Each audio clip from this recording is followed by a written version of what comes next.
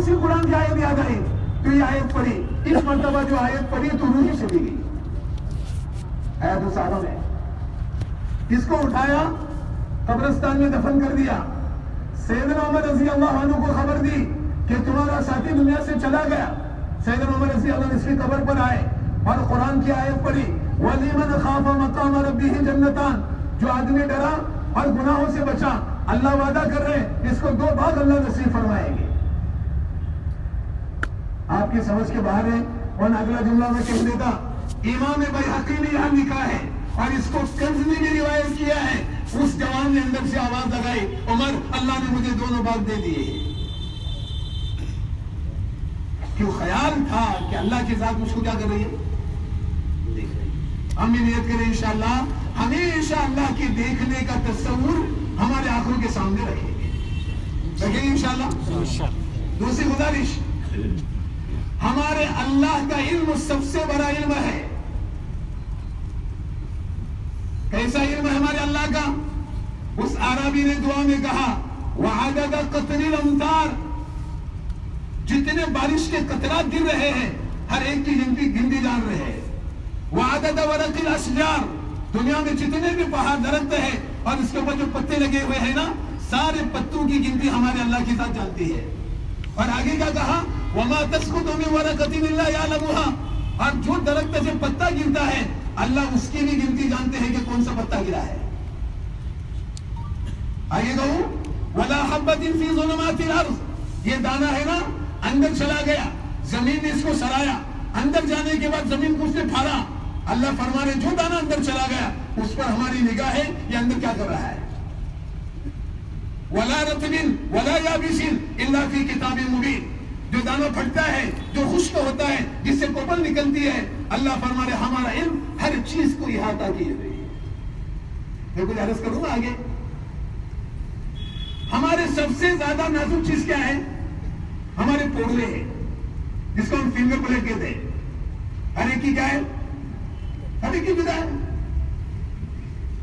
हर एक की जुदा है। अरे अल्लाह क्या फरमा रहे मालूम है? कयामत के दिन हम ये लकीरों को भी जमा करेंगे। मिसाल देता हूं मैं अल कुरान से, ला उक़सिमु बियौमिल क़ियामा व ला उक़सिमु बिन्नफ्सिल लव्वामा अयहसबुल इंसानु अल्लन नजमा इज़ामा, क्या इंसान गुमान करता है हम इसकी हड्डियां जमा नहीं करेंगे? उमय्या बिन खल्फ जनाब करीम सल्लल्लाहु अलैहि वसल्लम के पास आया कब्रिस्तान की पुरानी हड्डी लेकर, और इसको अल्लाह के रसूल के सामने ऐसा ही मसल दी। काला मैं निज़ाम वही रमीन, पर ऐसे फूक मारी, जब ऐसे रेजा हो जाएंगे तब भी हमारे अल्लाह हमें जमा करेंगे। अल्लाह ने क्या फरमाया, कुल युही अल्लज़ी अंशअहु अव्वल मर्रा, अरे इनको कहो जिस अल्लाह ने तुमको पहली मर्तबा बनाया उसका दूसरी मर्तबा बनाना क्या मुश्किल है? अल्लाह ने क्या फरमाया, तुम हड्डी जमाने की बात कर रहे हो? बला कादिरीन अला अन नुसव्विया बनाना, बनाना किसको कहते हैं? ये जो है ना लकीरें, तुम्हारी लकीरें अलग, मेरी लकीरें अलग, जहां मजमे में जितने बैठे हैं सबकी लकीरें अलग। अरे अल्लाह के तो हड्डियों की बात कर रहे हैं, मैं तो तुम्हारी लकीरें जमा कर दूंगा। ऐसे हमारी अल्लाह की जात। और आगे समझाता हूं, आज हम सब क्या मेरे का इल्म है हमें देख रहा है, लेकिन अल्लाह के इल्म की हमसे हम बेखबर है कि अल्लाह की जात हमें देख रही है। सैयदना इब्राहिम अलैहिस्सलातु वस्सलाम ने पहला सवाल किया, इज़ क़ाल इब्राहिम रब्बी अरिनी कैफ़ तुह्यिल मौता, या अल्लाह आप बंदों को कैसा जिंदा करेंगे, मैं इसको देखना चाहता हूं। अल्लाह ने फरमाया, क़ाल अवलम तुमिन, क्या तुम्हें यकीन नहीं है? क़ाल बला वलाकिन लियत्मइन्न क़ल्बी, या अल्लाह यकीन तो है लेकिन अल्लाह मैं प्रैक्टिकल देखना चाहता हूं कैसे जिंदा करेंगे। क्या खूबसूरत जुमला है। अल्लाह ने फरमाया, क़ाल फ़ख़ुज़ अर्बअतम मिन अत-तैर, फरमाया 4 परिंदे ले लो। अगरचे कुरान ने वजाहत नहीं की कि कौन से परिंदे थे, बाद लोगों ने कहा कबूतर, बाद लोगों ने कहा मोर, बाद लोगों ने कहा कौवा, बाद लोगों ने कहा जो भी हो। अल्लाह ने फरमाया इसको अपने से मानूस कराओ। मानूस हो गए, आवाज पर जाते थे, आवाज पर वापस आते थे। फरमाया इनको जुबा करो, जुबा कर दिया। फरमाया इनका कीमा बनाओ, कीमा बना दिया। फरमाया इसको खलत मलत कर दो, खलत मलत कर दिया।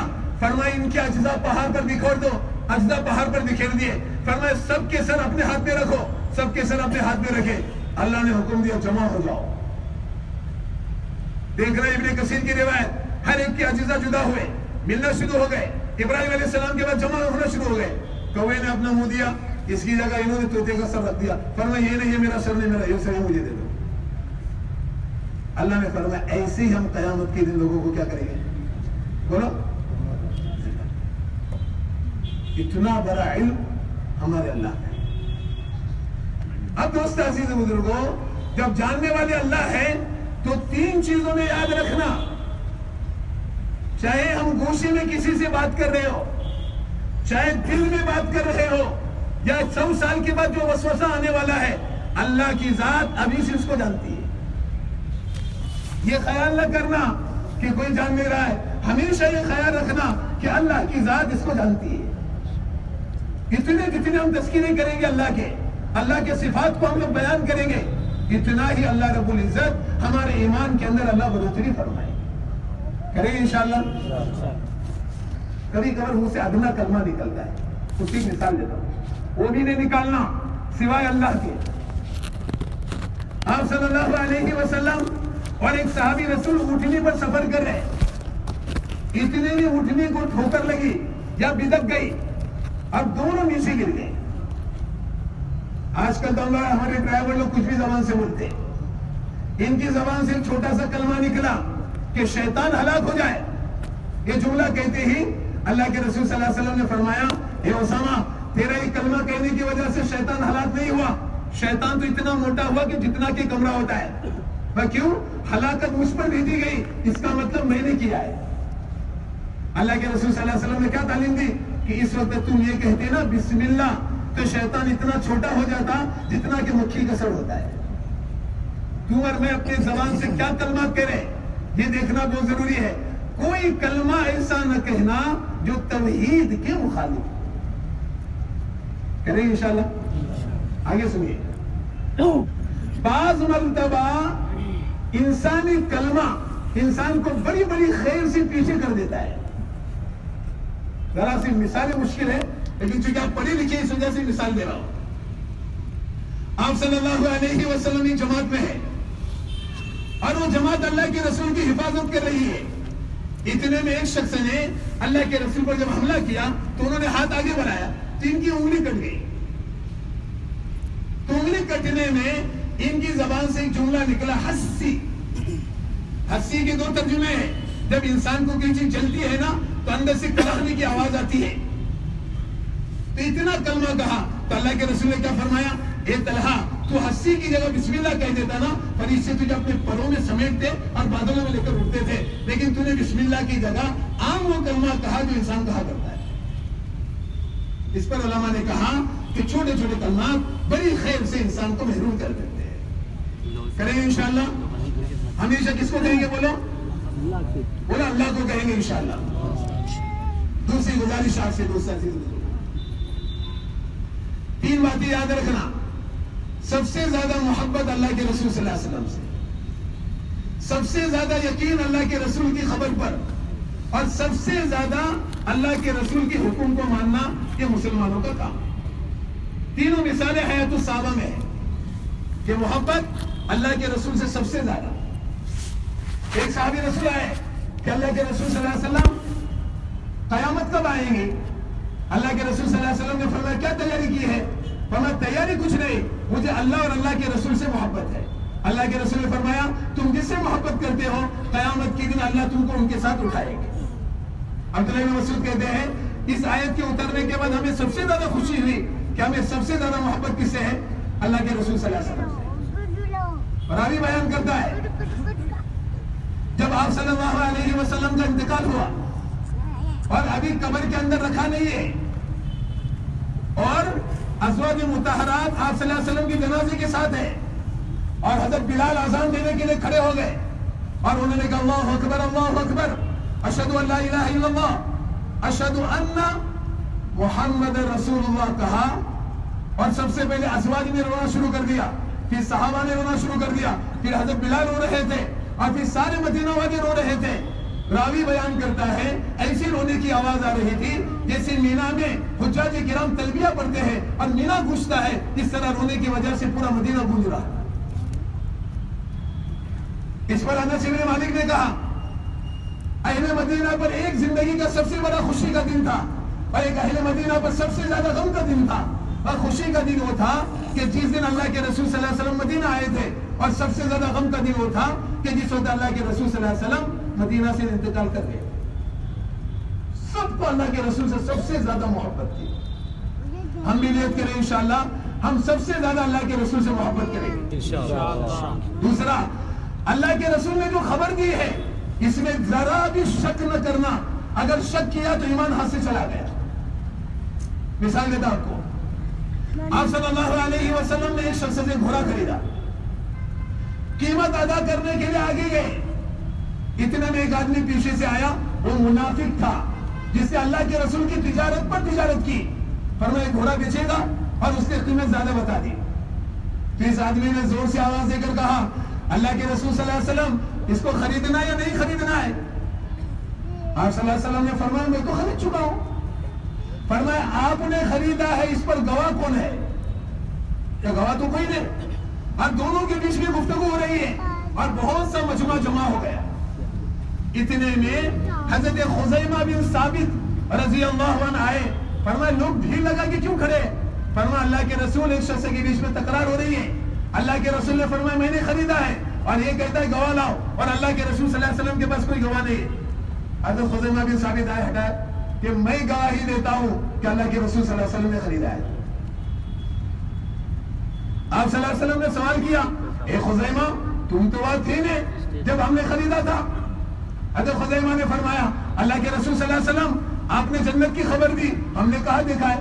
آپ نے جہنم کی خبر دی, ہم نے کہا دیکھا ہے. اب آسمانی دنیا کی خبریں دی, ہم نے کہا خبر دیکھا ہے. جب ان معاملات میں آپ نے جھوٹ نہیں کہا تو یہ ادنا گھوڑے پر آپ کیسے جھوٹ کہہ سکتے؟ تو اس وقت اللہ کے رسول نے کیا فرمایا اے خزیمہ آج سے تیری گواہی 2 آدمیوں کے برابر ہے. آگے مثال دیتا ہوں. آپ صلی اللہ علیہ وسلم معراج سے آئے اور معراج کا قصہ سنا دیا تو چند لوگ جمع ہو کر ابو بکر کے پاس آئے. جانتے ہو ایک آدمی یہ کہہ رہا ہے کہ یہاں سے ارض مقدس گئے, وہاں سے آسمانی دنیا کا سفر کیا اور راتوں رات ہم لوگ واپس آئے, کیا تم یقین کرو گے؟ صدیق اکبر نے فرمایا کون کہہ رہا ہے؟ فرمایا آپ کے حضرت کہہ رہے ہیں. فرمایا اس سے کم پر بھی میں یقین کر لوں گا. جب منٹوں میں آسمانی دنیا کی خبر ان کے پاس آتی ہے, اگر یہ آسمانی دنیا پر چلے گئے کون سی بڑی بات ہے؟ تو اللہ کے رسول نے فرمایا اے ابو بکر آج سے تو صدیق ہے. میں ساری مثال اس لیے دے رہا ہوں, آج کے ہمارے جوان اللہ کے رسول کی خبر پر شک کرتے ہیں. ہمیں ایسا یقین ہونا چاہیے جیسے صحابہ کو یقین تھا. ابو ذر غفاری کا انتقال کا وقت قریب تھا, یہاں بیوی ہے یہاں بچی ہے, تو دونوں رو رہے ابا جان آپ کے واسطے قبر کون کھودے گا؟ اللہ کے ابا جان آپ کو نماز جنازہ کون پڑھے گا؟ ہم تو دونوں عورتیں ہیں. ابو ذر غفاری نے کیا فرمایا بیٹی خوف مت کرنا, اللہ کے رسول نے مجھے کہا تھا یہ ابو ذر تو تنہا رہے گا, یہ ابو ذر تو تنہا رہے گا, تو تنہا مرے گا اور تیری نماز جنازہ ایک جماعت پڑھے گی, تو ڈرنا نہیں, میری نماز جنازہ پڑھنے کے لیے جماعت آنے والی ہے. پھر کیا کروں؟ فرمایا جیسے میرا انتقال ہو جائے کفن میں مجھے لپٹ دینا اور نیچے یہ ہمارا تیرا اس کے نیچے رکھنا اور تم رکھ کر چلے جانا. اللہ اکبر. تیار کیا اور رکھا. اتنے میں عبداللہ بن مسعود رضی اللہ عنہ عمرہ کرنے جا رہے تھے, راستہ بھٹک گئے, مقام رمضان کے پاس سے گزرے. ابو ذر کے جنازے پر گھوڑا گرتا, اس سے پہلے روک دیا. فرمایا کون؟ اور دیکھا تو یہ ابو ذر ہمارے سردار. فرمایا ان کو غسل دیا اور ان کو نماز جنازہ پڑھی اور ان کو قبر میں اتارا. ان کی بچی نے کھانا لگایا. فرمایا ابا جان نے پہلے ہی کہا تھا ایک جماعت آنے والی ہے کہ اللہ کے رسول نے خبر دی تھی تو تنہا رہے گا, تو تنہا مرے گا, تیری نماز جنازہ ایک جماعت پڑھنے والی ہے, کھانا لگاؤ. کھانا کھانے کے لیے بیٹھے تو عبداللہ بن مسعود نے کلمہ کہا اے ابو ذر تو زندہ بھی سخی تھا, تو مر کر بھی سخی ہے. مجھے اور مثالیں دینے کے لیے وقت دیا. حدیث کی کتابیں پڑھنا, جملہ کہوں امام بخاری علیہ الرحمہ نے لکھا اس کو کہ اللہ کے رسول صلی اللہ علیہ وسلم کی خبر پر جتنا یقین غیروں کو تھا آج ہم مسلمانوں کو بھی نہیں ہے. کیا مثال دی؟ سعد بن معاذ رضی اللہ عنہ کعبہ کا طواف کر رہے ہیں, اتنے میں صفوان بن امیہ گزرا, امیہ بن خلف گزرا، اس نے کہا یہ مدنی آدمی جس نے محمد صلی اللہ علیہ وسلم کو بنا دی ہے اتنا کھلم کھلا طواف کر رہا ہے، کہا اس کو کہو کہ چھپ کر طواف کرے یا رات کے اندھیرے میں طواف کرے۔ تو ساجد نماز نے کہا ڈر مت، اللہ کے رسول صلی اللہ علیہ وسلم نے ہم کو مدینہ میں خبر دی ہے کہ وہ ہمارے ہاتھ پر کام میں آ جائے گا۔ جب بدر کا نکارہ بجا تو یہ گھر میں چھپ گیا۔ ابو جہل آیا، چل باہر نکل، اور میں کیسے نکلوں؟ مدینی بھائی کی خبر مجھے یاد ہے کہ انہوں نے کہا کہ اللہ کے رسول نے وہاں خبر دی ہے، میں نہیں آؤں گا باہر۔ پھر بھی ابو جہل نے کہا ٹھیک ہے ایک کام کر، باہر نہیں آتا نا چھوڑنے کے لیے مکہ کے باہر آ جا۔ جیسے چھوڑنے کے لیے باہر جانے لگا، بیوی نے یاد دلایا کہاں جا رہے ہو؟ مدینی بھائی کی بات بھول گئے کہ مدینی بھائی نے کیا خبر دی تھی؟ اتنا یقین تھا کس کی باتوں پر؟ اللہ کے رسول صلی اللہ علیہ وسلم۔ ہم بھی اللہ کے رسول کی احادیث کو اپنے گھروں میں اور جب تعلیم کے حلقے اپنے مساجد میں لگیں گے اہتمام سے انشاءاللہ تعالیٰ بیٹھیں گے اور یقین کی افراط سنیں گے انشاءاللہ تعالیٰ۔ تیسرا جملہ یاد رکھنا، اللہ کے رسول صلی اللہ علیہ وسلم نے جو وعدے کیے ہیں، ایک جملہ یاد رکھنا، اللہ کے رسول کے زبان میں جو وعدے آئے ہیں ان وعدوں کو طلب کرنا سنت ہے۔ مثال دیتا آپ کو، آپ صلی اللہ علیہ وسلم نے فرمایا میری امت کے 70,000 لوگ دیگر حساب کتاب کی جنت میں جائیں گے۔ ایک صحابی رسول کھڑے ہو گئے، عکاشہ بن محسن، فرمایا اللہ کے رسول دعا کیجئے میں ان میں سے ہو جاؤں۔ اللہ کے رسول نے فرمایا جا تو ان میں سے ہے۔ اللہ کے رسول نے فرمایا حرہ کا علاقہ فتح ہوگا، شیما بنت بقیلہ باہر آئے گی، کچر پر سوار ہو کر آئے گی اور کالی اوڑھنی اوڑھے ہوئے ہوں گی۔ اتنے میں صحابی رسول نے کہا اللہ کے رسول مجھے دے دو نا۔ اللہ کے رسول نے فرمایا جاؤ تیری ہے۔ سن لو، اللہ کے رسول کا زمانہ گیا، ابو بکر کا زمانہ گیا، سیدنا عمر کے زمانے میں حرہ فتح ہوا۔ فرمایا صحابی رسول آگے آگے چڑھ رہے، لوگوں نے مجھے آگے کیوں چڑھ رہا ہے؟ فرمایا دیکھا اللہ کے رسول کا وعدہ کب باہر آئے گا؟ اتنے میں شیما بنت بقیلہ باہر آئی، انہوں نے اس کو پکڑ لیا۔ حضرت خالد بن ولید نے کہا یہ تیری ہے؟ فرمایا میری ہے۔ وہ کیسے تیری ہے؟ فرمایا اللہ کے رسول نے مجھے دی ہے۔ فرمایا کون گواہ ہے؟ زبیر بن العوام نے گواہی دی، ابو سعید خدری نے گواہی دی اور لے کر چلے گئے۔ مجھے سنانا یہ تھا کہ اللہ کے رسول کے زبان سے جو وعدہ آتا تھا اسی مجلس میں وعدے کو کیا کرتے تھے؟ چلو مثال دیتا ہوں، آج ہم لوگ فقیر کے ہاتھ میں صدقہ دے رہے ہیں، ہمیں وعدہ خبر نہیں، اس پر وعدہ کیا ہے؟ میں نے آیت الصحابہ میں دو باتیں دیکھی، ایک صحابی رسول تھے حارثہ بن نعمان، نابینا تھے لیکن اپنے بیڈ روم سے لے کر دروازے تک رسی باندھ کر رکھی تھی، جب بھی فقیر دروازے پر آواز دیتا تھا رسی پکڑتے ادھر جاتے تھے۔ گھر والوں نے کہا رسی پکڑنا، دروازے پر جانا، فقیر کے ہاتھ میں دینا، اتنی تکلیف اٹھا رہے، اس سے بہتر ہے ہمارے ہاتھ میں دو، ہم جا کر دے دیں گے۔ فرمایا نہیں، میں نے اللہ کے رسول صلی اللہ علیہ وسلم سے سنا ہے فقیر کو اپنے ہاتھ سے صدقہ دینا بری موت کو ٹال دیتا ہے۔ اور اگلا جملہ سننا، فقیر کو صدقہ دینے کے لیے جو قدم بڑھتا ہے ہر قدم پہ اللہ ایک نیکی دیتے ہیں۔ فقیر کے ہاتھ میں صدقہ دیا اور آپ پلٹ گئے تو ہر قدم پہ اللہ 10 نیکیاں دیتے ہیں۔ یہ سب وعدے ہیں، آج ہم لوگ وشواس کر رہے ہیں، ہمارے سامنے اس کا وعدہ نہیں، اس کے ساتھ اللہ کا کیا وعدہ ہے؟ سب سے پہلا یہ ہے کہ اللہ کے رسول دنیا سے جا رہے ہیں، آخری وقت ہے۔ عبد الرحمن بن ابی بکر کے ہاتھ میں مسواک ہے، آج ہمارا بچہ ہے نا برش کرے گا، میں یہ نہیں کہتا کہ برش نہیں کرنا، لیکن سنت یہ ہے کہ مسواک کرنا۔ عبد الرحمن بن ابی بکر کے ہاتھ میں مسواک، آپ صلی اللہ علیہ وسلم امی عائشہ کی گود میں، اور اللہ کے رسول ایسے ٹکٹکی لگا کر اس مسواک کو دیکھ رہے ہیں۔ تو امی عائشہ نے عرض کیا اللہ کے رسول آپ مسواک کرنا چاہتے ہیں؟ فرمایا ہاں۔ میں نے ہاتھ سے مسواک لی، تازہ مسواک تھی، میں نے اپنے دانتوں میں چبائی اور اللہ کے رسول کے دانتوں میں کی۔ اللہ کے رسول نے سکون محسوس کیا۔ دنیا سے جاتے وقت اللہ کے رسول کا آخری عمل، دونوں کا لعاب ملنا اور آخری عمل مسواک کرتے ہوئے جانا ہے۔ امی عائشہ بیان کرتی ہے مدینہ کی عورتیں اپنے دامن سے مسواک باندھ کر رکھتی تھی اور اللہ کے رسول کی تکیے کے بازو میں ہمیشہ مسواک رہتی تھی، نیند سے اٹھتے اللہ کے رسول مسواک کیا کرتے تھے۔ یہ تو اللہ کے رسول کا معمول تھا۔ اجر کیا ہے؟ اللہ کے رسول نے فرمایا جو نماز مسواک کے ساتھ پڑھی جائے دیگر مسواک والی نماز سے 70 گنا بڑھ جاتی ہے۔ معاف کرنا، لوگ ہمارے پاس آتے ہیں مولانا نیا گھر بنا رہا ہوں تو ایک تعویذ لکھ کر دو نا۔ میں نے کہا تعویذ دوں؟ 2 تعویذ دیتا ہوں، ایک تعویذ حفاظت کا اور ایک تعویذ برکت کا۔ فرمایا حفاظت کا تعویذ کیا ہے؟ سن لینا، حضرت علی والی ہے۔ فرمایا جو آدمی گھر میں داخل ہوتے وقت آیت الکرسی پڑھ لے 40 گھر دائیں، 40 گھر بائیں، 40 گھر آگے اور 40 گھر پیچھے، سب اللہ کی امان میں آ جاتے ہیں. سب کیا آ جاتے ہیں؟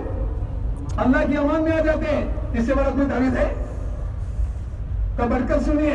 اللہ کے رسول صلی اللہ علیہ وسلم نے اگلا جملہ فرمایا، جس نے گھر میں داخلے کے وقت سورہ اخلاص پڑھ لی، یہ نہیں کہا اس گھر سے، فرمایا اس کے پورے خاندان سے اللہ فاتحہ اٹھا لیتے ہیں. کیسے اللہ کے رسول کی چھوٹی چھوٹی سنتیں؟ رات کو سوتے وقت فرمایا، کیا فرمایا؟ آپ وضو کر کے سو. عبداللہ بن مسعود فرماتے ہیں، جب میں وضو کرتا ہوں اور آیت الکرسی پڑھتا ہوں، جو فرشتہ میری حفاظت کے لیے آتا ہے اس کی قدموں کی آہٹ میں خود سنتا ہوں. اور اللہ کے رسول کی حدیث ہے، بہقی کی روایت ہے، جب آدمی وضو کر کے سوتا ہے تو فرشتہ اپنا جسم سونے والے کی جسم سے چپکا کر سوتا ہے. فرمایا کوئی تکلیف دینے والی چیز اس کے قریب بھی نہیں آ سکتی ہے. یہ کیا ہے؟ یہ چھوٹی چھوٹی سنت ہے.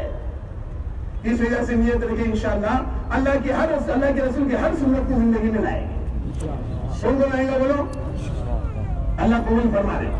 اور ایک آپ سے گزارش ہے، ماشاءاللہ یہ پڑھا لکھا طبقہ ہے، اللہ نے ان کو ڈیوٹیاں دی ہے، اللہ نے ان کو بڑے بڑے عہدوں پر رکھا ہے، لیکن اتنی بات یاد رکھنا، زندگی کے کسی موڑ پر بھی اور کسی جگہ پر بھی نماز ضائع نہیں ہونے دینا. آپ سب لکھے پڑے، اس وجہ سے یہ واقعہ سنا رہا ہوں.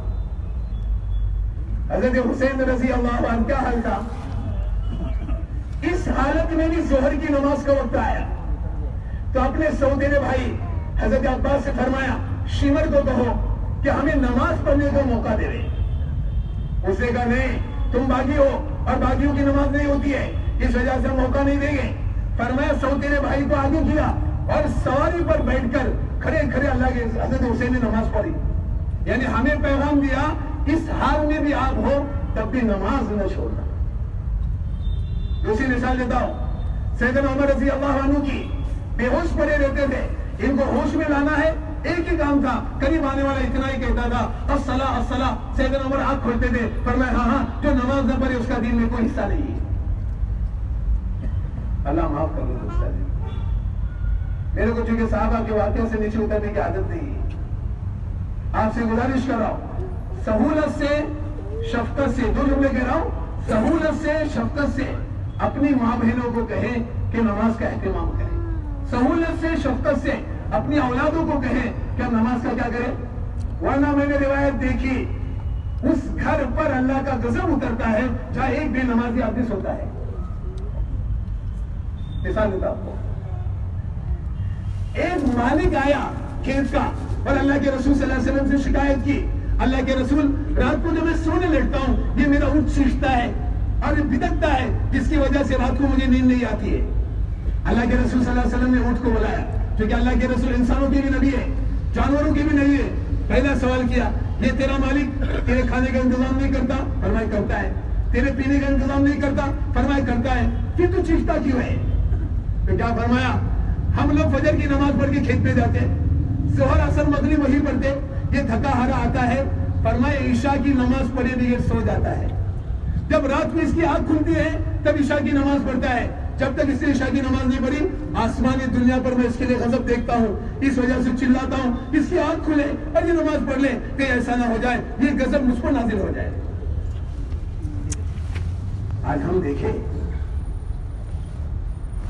اللہ اکبر، تمہاری میری نگرانی ہو رہی ہے ہر نماز کے وقت، تمہاری میری نگرانی ہو رہی ہے ہر نماز کے وقت، اور یہی نگرانی کام آنے والی موت کے وقت. آپ صلی اللہ علیہ وسلم ایک انصاری صحابی کے گھر آئے، دیکھا تو ملک الموت ان کے سرانے بیٹھے. آپ صلی اللہ علیہ وسلم نے اندر داخل ہوتے ہوئے کہا، میرے انصاری صحابی ہے، ان کی روح نکالنے میں نرمی کرو. ملک الموت نے کیا کہا؟ اللہ کے رسول صلی اللہ علیہ وسلم، پانچوں نماز کے اوقات میں آپ کی امت کو دیکھتا ہوں، جس کو نماز کا اہتمام کرنے والا پاتا ہوں میں خود اس کو کلمہ تلقین کرتا ہوں. اور اگلا جملہ کہا، اس کی روح کو آسانی کے ساتھ لے جانے کا اللہ نے مجھے خود حکم دیا ہے، جو پانچوں نماز کا اہتمام کرتا ہے. کریں انشاءاللہ. معاف کرنا، مصلی اپنا ساتھ رکھنا، مصلی کیا رکھنا؟ ساتھ رکھنا. یہ کوئی ضروری نہیں کہ آپ مسجد آ جائے. اللہ کے رسول صلی اللہ علیہ وسلم کو انبیاء کرام پر 4 چیزوں سے فوقیت دی ہے. اس میں سے ایک چیز یہ ہے کہ پوری زمین اللہ کے رسول صلی اللہ علیہ وسلم کے لیے اللہ نے مصلی بنایا ہے. آپ کہیں بھی نماز کو مصلی بچھاؤ اور اپنی نماز کو کیا کر لو. اب دو باتیں سننا. اذان کی آواز سنے تو ہم کیا ہو. میں نے 3 چیزیں حیات الصحابہ میں دیکھی. امی عائشہ بیان کرتی ہے اللہ کے رسول صلی اللہ علیہ وسلم ہمارے بیچ میں ہوتے تھے, گھر کے کاموں میں مشغول ہوتے تھے, فرمایا جھاڑو مارتے تھے, 16 کام بتائے جو گھر میں کرتے تھے, لیکن جیسے اذان کی آواز سنتے تھے اجانے ہوتے تھے. ایسا لگتا ہے کہ گھر والوں کو پہچانتے ہی نہیں. مکہ میں داخلے کے وقت اللہ کے رسول کے مؤذن نے اذان دی.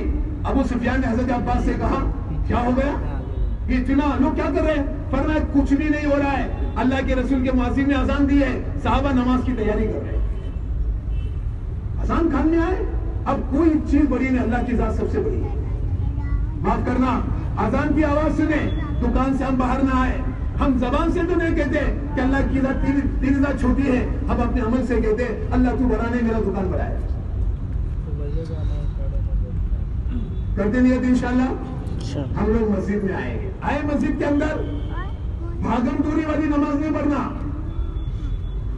من آبادوں کو میں نے دیکھا ابھی بحرین کے ایئرپورٹ پر وہ کھڑا نہیں ہوا, اس سے پہلے رکو میں نہیں گیا, اس سے پہلے سجدے نہیں.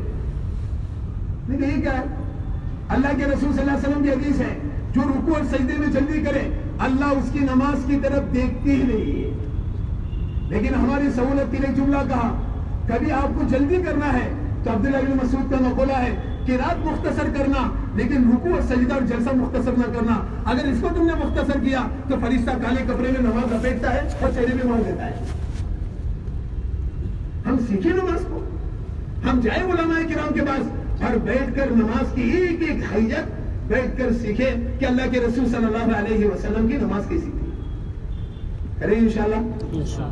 اور گزارش, جیسے ہم اپنی حاجتیں لے کر حکام کے بعد جاتے ہیں ایسے اپنی حاجتوں کو مؤخر کریں. نماز آئیں گی, نماز کے بعد یہ حاجت کو اللہ سے مانگیں گے. اللہ کے رسول صلی اللہ علیہ وسلم کی حدیث ہے ہر فرض نماز کے بعد ایک دعا اللہ قبول کرتے ہیں, وہ سمجھ لینا وہ دعا ہی میرے مسائل کی حل کرنے کی چیز ہے. معاف کرو کیا بولو آپ کو, آج ہماری دعا پر ہمیں یقین ہی نہیں. ہماری دعا سے ہمارے مسائل حل ہوں گے ہمیں یقین ہی نہیں. اور صحابہ نے اپنے سارے مسائل دعا سے کیا کرائے, حل کرائے. اب ہریرہ کہتے ہیں ہم لوگ سفر میں ہیں, پینے کے لیے پانی نہیں ہے. امیر صاحب کو ہم نے کہا, امیر صاحب نے تیمم کیا, ایک ضربہ چہرے پر ماری, ایک ضربہ ہاتھ پر ماری اور دعا کے لیے ہاتھ اٹھائے. اب یہ ہاتھ نیچے نہیں رکھے, اس سے پہلے زمین کے پھٹنے کی اور پانی کے ابلنے کی آواز شروع ہو گئی. چھوٹی سی مثال دیتا ہوں. اللہ کرے اللہ کے رسول کی مسنون دعائیں, اللہ کے رسول صلی اللہ علیہ وسلم کی دعائیں ہمیشہ ہمارے سامنے رہے. حضرت خالد بن ولید نے رومی کرنلوں کے ہاتھ میں موٹی موٹی انگوٹھیاں دیکھی. حضرت خالد نے پوچھا یہ کیا ہے؟ فرمایا اس کے اندر زہر ہے. کیوں؟ جب ملک کا راز کھلنے کی باری آئیں گی نا, اس سے پہلے ہم چوس لیتے ہیں تاکہ ذات کا ختم ہونا بہتر ہے ملک کا راز کھلنے سے. لیکن ہے اتنا سخت یہ زہر کہ زبان رکھتے ختم ہو جائے گا آدمی. حضرت خالد نے کہا میں اس کو چوسوں. انہوں نے کیا کہا کہ خالد ہم تیری موت ایسی نہیں چاہتے. لیکن حضرت خالد نے ہاتھ میں انگوٹھی لی اور اس کو کھولا اور منہ پر رکھنے سے پہلے چند عربی کے کلمات کہے. وہ طاقت ایمانیت کی طاقت ہے. کیا کہا؟ بسم اللہ خیر الاسماء رب الارض و رب السماء الذی لا یضرب مع اسمہ دا الرحمن والرحیم. اور ایک یہودی کنے سے منظر لے کر آئے اور انہوں نے اس کو چوس لیا. اتنے میں یہاں سے ان کو ہلکا سا پسینہ آیا. ایک یہودی منظر دیکھتے ہوئے کیا کہا معلوم ہے؟ اے مسلمانوں, جب تک یہ تمہاری شان باقی ہے اس روئے زمین پر جو چاہے تم اللہ سے کروا سکتے ہو. اتنی دعا کی طاقت ہے. لیکن ہم لوگ نماز کے بعد اللہ وعدہ کرے ہم تمہاری دعا کو کیا کریں گے, قبول کریں گے, اور مسلمان اٹھ کر چلا جاتا ہے. اس وجہ سے نیت کریں انشاءاللہ تعالیٰ اپنے مسائل کو اٹھائے رکھیں گے اور فرض نماز کے ذریعے اپنے مسائل کو کیا کریں گے انشاءاللہ حل کریں. کون کون کریں گے بولو انشاءاللہ. اللہ جزائے خیر دے. تیسری گزارش آپ سے دوست عزیز بزرگوں, اپنے معاشرے کو ہمیں خوبصورت بنانا ہے. آپ تو سب ہجرت کر کے یہاں آئے, بہت سے لوگ ایسے ہوں گے جن کے ساتھ ان کے ماں باپ ہے, بہت سے لوگ ایسے ہوں گے جن کے ساتھ ان کے ماں باپ نہیں ہے. یاد رکھنا زندگی کا پہلا اصول، اپنے مال کا سب سے پہلا مصرف ہمارے ماں باپ ہے. میں نہیں کہہ رہا ہوں، میں روایت سے آپ کو بتاؤں گا. 3 آدمی ایک پہاڑ کی گفا میں چھپ گئے اور چٹان اوپر سے لڑکتی ہوئی آئی اور اس نے گار کا منہ بند کر دیا. اب وہاں نہ کوئی جسی بھی ہے کہ چٹان کو ہٹائے، کچھ بھی نہیں. ہر ایک نے کہا اپنے عمل کو آواز دو. تین لوگوں کے عمل میں بیان نہیں کر رہا ہوں، ایک آدمی کا عمل بیان کر رہا ہوں. اس نے کہا یا اللہ، ایک میرے برے ماں باپ تھے. سن لینا، میرے برے ماں باپ تھے. جب بھی میں شام کو واپس آتا تھا سب سے پہلے بکریوں کا دودھ دھوتا تھا اور دھونے کے بعد اپنی ماں کے سرانے کھڑا ہوتا تھا اور ان کو پلاتا تھا. بعد میں اپنی اولاد کو پلاتا تھا. سن لینا، ایک مرتبہ میں چارے کی تلاش میں دور نکلا. میرے واپس آنے میں دیر ہو گئی. میرے برے ماں باپ سو گئے. جب میں واپس آیا اور اپنے معمول کے موافق میں نے دودھ نکالا اور گلاس لے کر سرانے کھڑا ہو گیا. میری اولادیں بلکتی ہوئی میری آنکھوں میں رو رہی تھی، لیکن میں نے اپنے ماں باپ سے پہلے ان کو پلانا پسند نہیں کیا. اللہ، یہ عمل تیرے یہاں مقبول ہے، تو اس چٹان کو ہٹا دے. چٹان ہٹ گئی. اس سے ہمارے کو اصول یہ ملا، کبھی بھی اولادوں کو، ماں باپ پر اولاد کو کبھی ترجیح نہ دینا. اتنا یاد رکھنا. اس سے اصول نکلا، اتنی بڑی چٹان ہٹی ہے مصیبت کی. اس کی بنیادی وجہ یہ تھی کہ اولاد کو پیچھے کیا اور ماں باپ کو کیا کیا. آج لوگ کہتے ہیں مولانا بہت پریشان ہے. ارے پریشانی کا بیج تو نے اپنے گھر میں بویا ہے. ان کی دعائیں اللہ کے عرش کو ٹکراتی ہے. وہ تجھ سے ناراض ہے. وہ تجھ سے کیا ہے؟ وہ تجھ سے ناراض ہے. اللہ کے واسطے میں نے پہلا جملہ کہا، سب سے مقدم کون ہے؟ ہمارے ماں باپ ہے. دوسرا جملہ یاد رکھنا. آج کل لوگ کیا کہتے ہیں، بچوں نے تو تقاضا کیا. میرے بچے نے، میرے دوست کو دیکھا، ارے کیا تھی BMW لیا؟ پر میری بیٹی نے کہا نا، تیری بیٹی نے کہا تو تھی BMW لے لیا. اور سیرت میں کیا ہے کہ اگر ماں کوئی تقاضا کرے تو کسی بھی حال میں اس کو پورا کرنا سنت ہے. عثمان بن نورین رضی اللہ عنہ کے زمانے میں کھجوروں کی درخت کی قیمت 1000 درہم کے برابر ہو گئی. حضرت اسامہ اس درختوں کو کاٹ رہے تھے، اندر سے گودا نکال رہے تھے. گزرنے والوں نے کہا درخت کی قیمت 1000 ہے اور اندر سے پتہ گودا نکالنے کے لیے درخت خریدا. فرمایا ہاں، میری والدہ ام ایمن نے مجھ سے تقاضا کیا ہے اور میری زندگی کا اصول ہے، ماں جو بھی تقاضا کرے میں اس کو پورا کروں گا اگرچہ میری حیثیت میں ہے. آج ہم لوگ کیا کہتے ہیں، اولاد کا گھر والے کا تقاضا پورا کروں گا، میری حیثیت کے موافق ہے، نہیں تو قرضہ لے کر پورا کروں گا. سنت یہ ہے کہ ماں باپ کا تقاضا پورا کرنا سنت ہے. کریں گے انشاءاللہ. اسی بات یاد رکھنا. آج کل لوگ کیا کرتے ہیں، ہمیں ارے بھائی تو ڈبا دے کہ میں ڈبا دوں، میں ماں باپ کو سنبھالوں کہ تم ماں باپ کو سنبھالے. ارے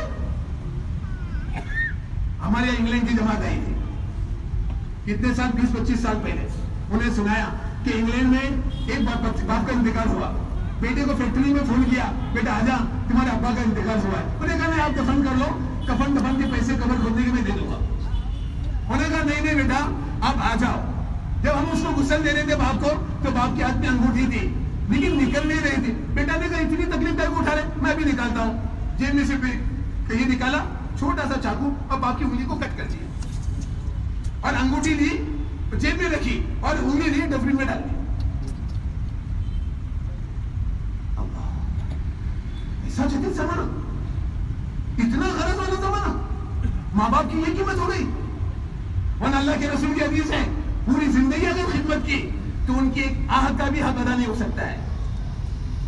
ایک صحابی رسول آئے، اپنی ماں کو کہا، یہ واقعہ میں بعد میں سنا تھا، پہلے سنا تھا کہیں میں بھول نہ جاؤ. جو ماں باپ کی خدمت کر رہا ہے، جملہ یاد رکھنا، جو ماں باپ کی خدمت کر رہا ہے ہر آن اللہ کی رحمت میں ہے. مثال کیا تھی؟ صدیق اکبر رضی اللہ عنہ اور حضرت علی رضی اللہ عنہ طواف کر کے باہر نکلے. اتنے میں انہوں نے دیکھا کہ ایک بدو، اس کی ماں اس کے کاندھے پر ہے، وہ حرم میں داخل ہوا طواف کرنے کے لیے. حضرت ابوبکر نے کیا فرمایا، یہ علی دیکھ، ہم تو طواف کر کے باہر آ چکے ہیں لیکن یہ بدو، اس کی ماں اس کے کاندھے پر ہے، یہ اللہ کی رحمت سے قریب ہے. جس چیز کا بھی اللہ سے سوال کرے گا اللہ اس کا سوال پورا کریں گے. چلن اندر آتے ہیں اور اس بدو سے دعا کرا لیتے ہیں.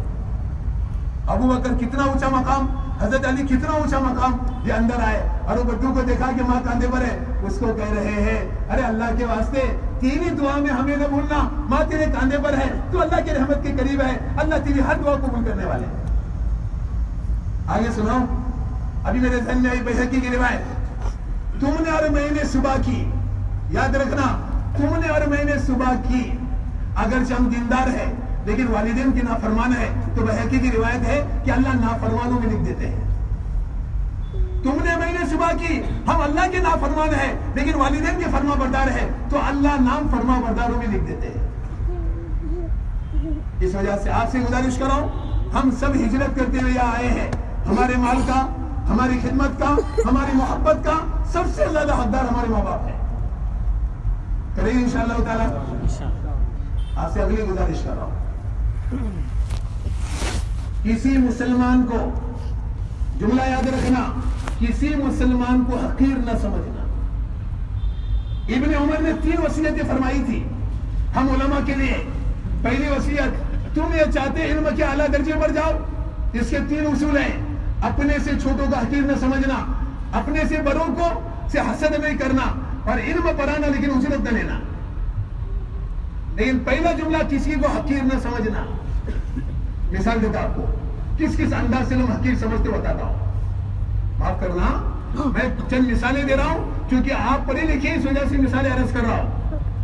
آپ صلی اللہ علیہ وسلم کے دروازے پر اسامہ بن زید بیٹھے ہوئے چوکیداری کر رہے ہیں، اتنے میں حضرت علی آئے، اتنے میں حضرت عباس آئے۔ دونوں کا کیا رشتہ ہے؟ ایک سگے چچا ہے اور دوسرا چچا زاد بھائی ہے، اور ایک سگے داماد ہے، لیکن انہوں نے اسامہ کی گردن پھلانگ کر اندر آ گئے۔ اب دونوں نے کہا اللہ کے رسول، میں محبوب ہوں یا علی محبوب ہے؟ علی نے کہا میں محبوب ہوں یا اپنے چچا عباس محبوب ہے؟ اللہ کے رسول نے ایسا اشارہ کیا، جس اسامہ کو تم پھلانگ کر آئے ہو نا، یہ میری نگاہ میں تم دونوں سے زیادہ بہتر ہے۔ اتنا بھی اجازت نہیں ہے کسی مسلمان کی گردن پھلانگ کر اس کو کویش کرانا۔ آگے سن لینا، اتنی بھی اجازت نہیں ہے کہ مسلمان کے سامنے ہم الگ سے بیٹھنے کی جگہ بنا لینا۔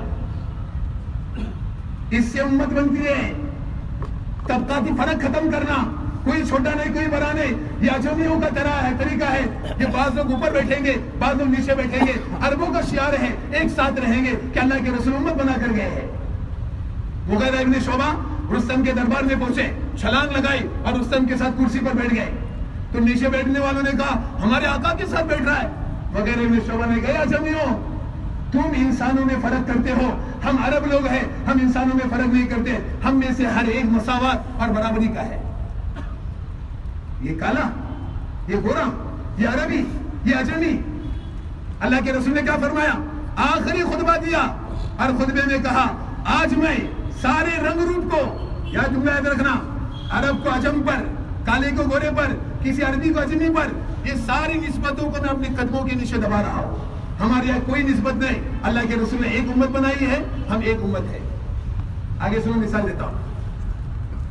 حضرت عباس رضی اللہ عنہ نے عرض کر دیا اللہ کے رسول صلی اللہ علیہ وسلم، لوگ ملنے کے لیے آپ کو آتے ہیں، آپ کی مجلس کا ادب نہیں رکھتے ہیں، آپ کے کپڑے میلے کر لیتے ہیں، آپ کی گردن پھلانگ لیتے ہیں، آپ اجازت دیتے ہیں کہ آپ کی اونچی بیٹھنے کی جگہ بنا لیں؟ اللہ کے رسول نے کیا فرمایا؟ نہیں چچا، میں یہ چاہتا ہوں ان کے ساتھ رہوں، ان کے ساتھ رہوں، یہ میری گردن کچلتے رہے، یہ میرے کپڑے میلے کرتے رہے، اور اسی حالت میں جا کر میں اپنے اللہ سے ملاقات کروں۔ خصوص پسند نہ کرنا۔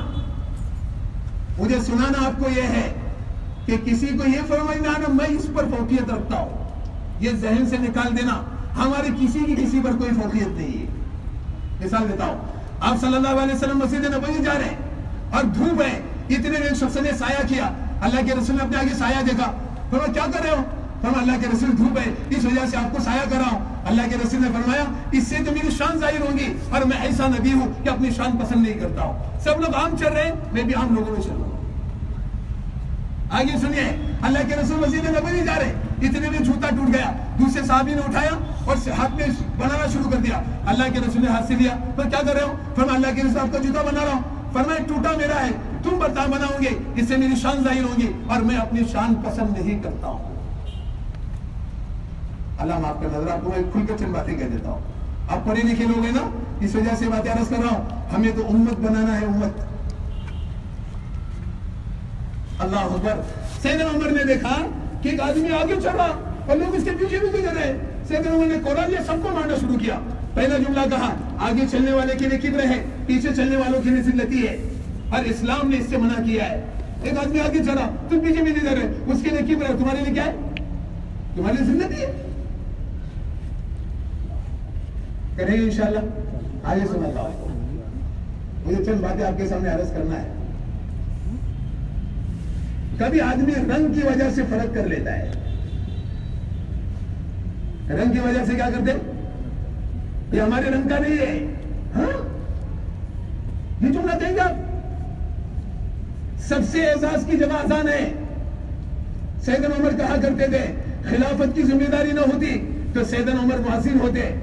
حضرت علی فرمایا کرتے تھے, میں نے اللہ کے رسول صلی اللہ علیہ وسلم سے حسنین کے لیے اذان کیوں نہ طے کرائی. کتنی شرافت کی چیز. قیامت کی دن سب سے اونچی گردن کس کی ہوگی؟ مؤذن کی ہوگی. لیکن سب سے زیادہ شرافت کی چیز انصار نے کس کو دی؟ حضرت بلال کو رضی اللہ عنہ. کیا کہہ کر دی؟ وہ ان کے قوم کے تھے, ان کے زبان کے تھے, ان کے علاقے کے تھے, ان کے رنگ کے تھے. لیکن اللہ کے رسول صلی اللہ علیہ وسلم نے سارے رنگ ختم کر دیے تھے. یہ سنانا آپ کو یہ ہے. آج ہم امت بنائیں, تقسیم نہ ہونا. آگے آئیے. آپ صلی اللہ علیہ وسلم کے دروازے پر اسامہ بن زید آئے اور ٹھوکر لگی, چوکھٹ سے جا کر ٹکرائے اور یہاں سے خون بہنا شروع ہو گیا.